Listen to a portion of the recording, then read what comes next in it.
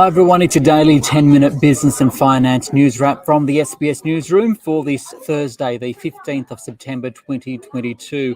Later, what happened on the day after the Australian share market lost $61 billion in value. But first to the economy and the unemployment rate, which rose from 3.4% to 3.5% in August. Still, it's the second lowest in 48 years, but that increase came despite a 33,000 rise in people employed. So what does it mean for interest rates? For more, I spoke earlier with Jo Masters. She is the chief economist at Barrenjoey. It's actually a good news story, even though the unemployment rate rose. As you said, the economy created jobs, but what we also did was encourage people back into the workforce.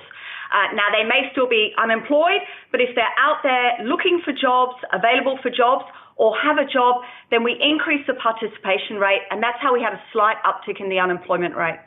Jo, the August numbers come after the winter school holidays and some floods in New South Wales, still some sickness because of COVID. How have these impacted the data? We've seen quite big impacts from a range of disruptions. As you said, we've had the floods. We've also still got COVID, but quite a bad flu season and actually just general viruses out there in the community. And it's turned out that post-COVID, people are really keen to take the advantage of school holidays and go away. Now, a lot of those people are still employed, but they're not working any hours. So what we saw in July is quite a substantial fall in hours worked in the economy. That bounced back in August as people came back from holiday, as the weather settled down a little bit. But interestingly, we still have about double the number of people who are working less hours than they would do normally because of illness. Now, we don't know exactly what illness, but that's still running quite high. And so it's telling us that COVID and the flu and things are still disrupting the labour market and economic activity. Is there any evidence now that this tight labour market is definitely feeding through to higher wages? We don't get a lot of monthly data really on wages, but what we do know is the labour market is incredibly tight. We have about one job vacancy for every unemployed person in the economy at the moment.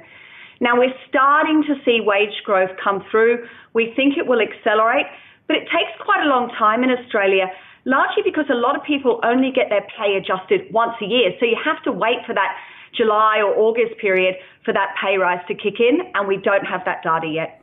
So this rise in the unemployment rate, will it encourage the RBA to now slow down the pace of interest rate rises, and what does it mean for its peak?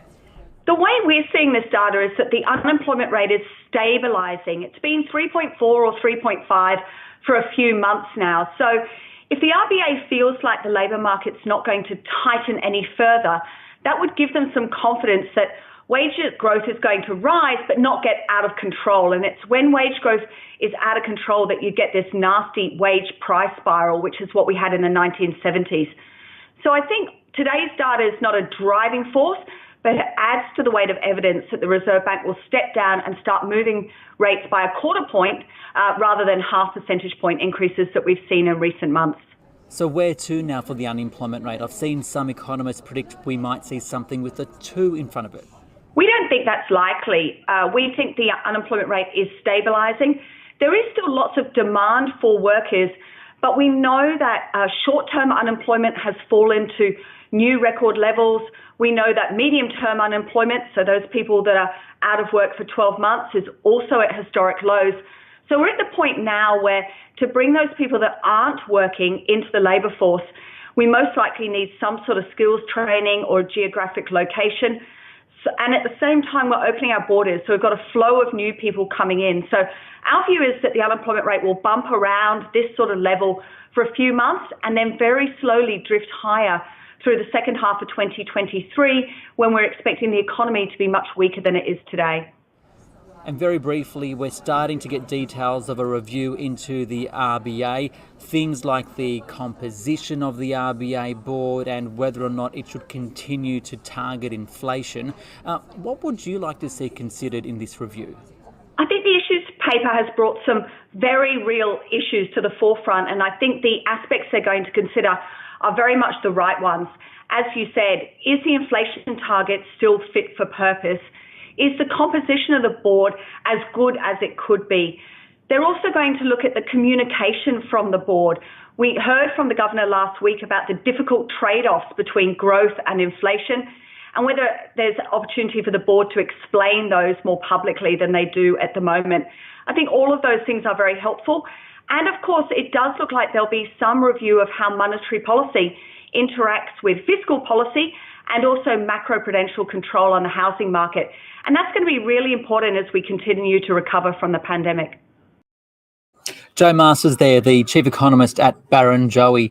Let's go to the Australian share market now, which rose today, the 200 up by 0.2%, 6,842. Of course, it follows that horror day on the market, down 2.6% on Wednesday, following those worse than expected inflation numbers. For more, I spoke earlier with Ben Clark. He is a portfolio manager at TMS Capital. And I first asked him if yesterday's 2.6% decline was warranted.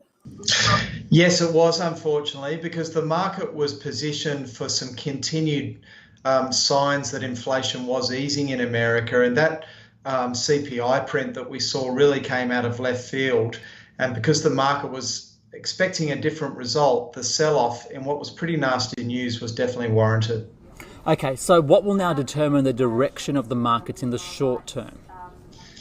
In the very short term, we've got a Fed meeting coming up mid next week when they will announce their next interest rate rise. And now there's debate, is it 0.75 or is it a full 1%?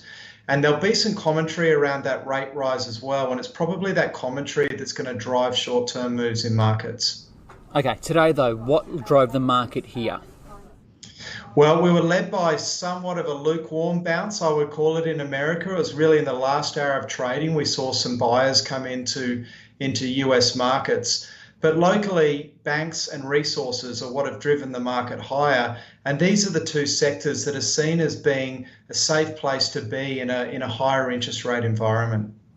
And an interesting story on the retail side and the consumer side. Myer today said it posted its best sales start to a new financial year since 2006. Full year profit up nearly 17% at a time when physical stores were closed because of the COVID lockdown, right? So it seems like consumers are still shopping despite rising interest rates and inflation. But what now for the sector, because rates are rising and we now know the RBA has mentioned this lag effect between when interest rates rise and when it hits the consumer, right?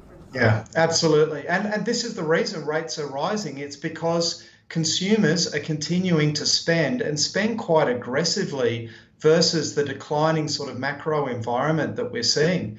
And this stubbornness in spending is what is driving inflation in some parts. And it's what the RBA is trying to control. So you get the feeling that there's a sense of inevitability that there has to be a slowdown in spend in retailers. And we know that retailers are also carrying quite significant amounts of inventory at the moment because they've had such trouble getting inventory with all the supply chain chaos we've seen. That, if it's not well managed, is not a good recipe going forward for retailers. So, I think you'd be pretty wary of the space at the moment.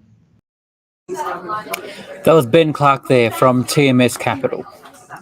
This SBS on the Money stream is provided for informational purposes only. The content in this stream should not be understood as constituting advice or a recommendation. It is not personal advice and it does not consider your personal circumstances or objectives. You should contact a licensed professional before making any financial decisions.